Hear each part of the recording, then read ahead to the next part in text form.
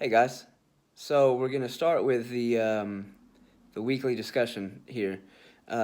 Someone I've met personally that I believe is a master persuader.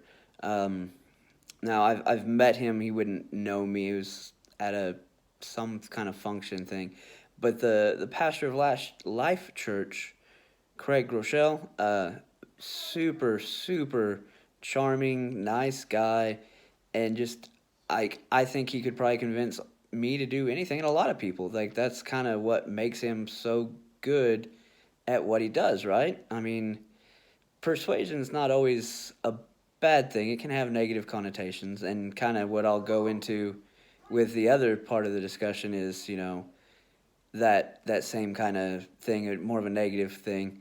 But yeah, he was a super nice guy. He always comes off as super nice when you see him, in his sermons and out and about doing his speeches. But like I just was somewhere and I shook his hand and he seemed super nice.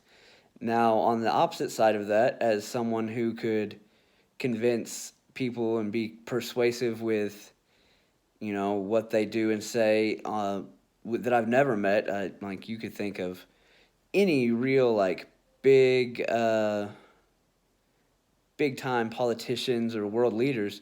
Like super negative thing would be like Hitler. He was super persuasive. He convinced an entire country to do terrible things. Or, you know, President Obama was super persuasive, a great orator.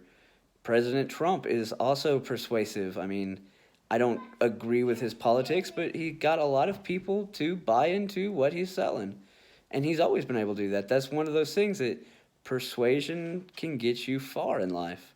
And what makes them persuasive is, they people that have a certain charm about them, a certain way of speaking or, smiling at you is just kind of one of those things that it can go a long way. You can convince people to do a lot of things if you know how to approach people, especially if you know your audience when you're talking to them. It makes it very easy to convince them of things or convince them to do things.